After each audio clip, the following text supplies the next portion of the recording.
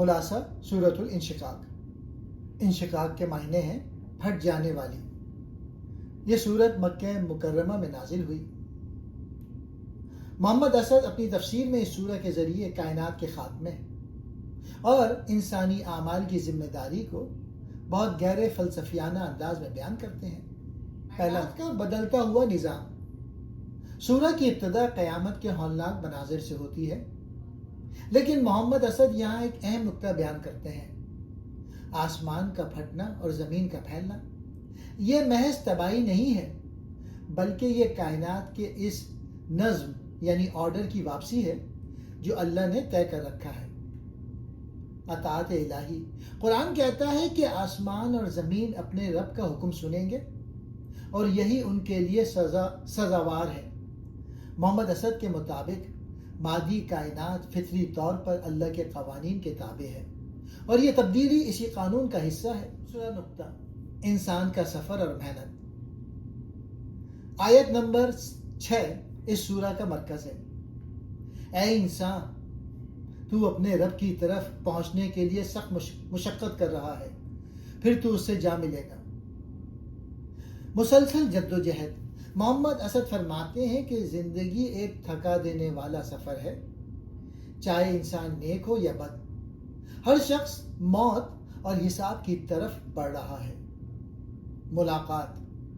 اس سفر کا اختتام اللہ کے سامنے حاضری پر ہوتا ہے، جہاں محنت کا نتیجہ سامنے آئے گا۔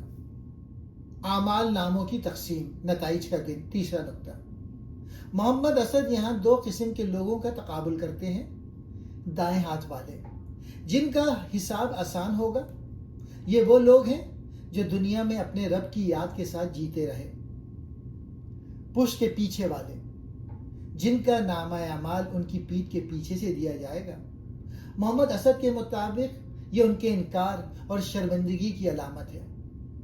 یہ وہ لوگ تھے جو دنیا کی رنگینیوں میں مگن تھے اور سمجھتے تھے کہ انہیں کبھی پلٹ کر نہیں جانا۔ چوتھا نقطہ، زندگی کے مختلف مراحل کی قسم۔ اللہ تعالیٰ سرخی شفق، رات کے اندھیرے اور چاند کی قسم کھا کر فرماتا ہے، تم یقیناً ایک حالت سے دوسری حالت پر پہنچو گے۔ ارتقاء اور تبدیلی۔ محمد اسد اس کی تشریح یوں کرتے ہیں کہ انسان کی زندگی جامد نہیں ہے۔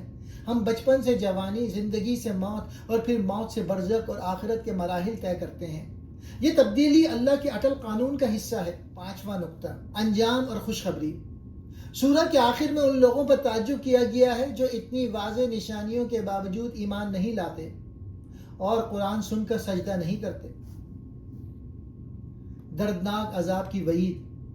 ان کے لیے جو حق کو جھٹلاتے ہیں، دائمی اجر۔ ان کے لیے جو ایمان لائے اور جن کے اعمال صالح یعنی درست رہے، ان کے لیے ایسا اجر ہے جو کبھی ختم نہیں ہوگا۔ محمد اسد کا خاص نقطہ۔ اس سورہ کا بنیادی پیغام یہ ہے کہ کائنات کی ہر چیز آسمان سے لے کر زمین تک اللہ کے حکم کی پابند ہے۔ صرف انسان کو یہ انتخاب دیا گیا ہے کہ وہ اپنی مشقت کو صحیح سمت دے کر اللہ کی رضا حاصل کرے یا غفلت میں رہ کر اپنا انجام خراب کر لے۔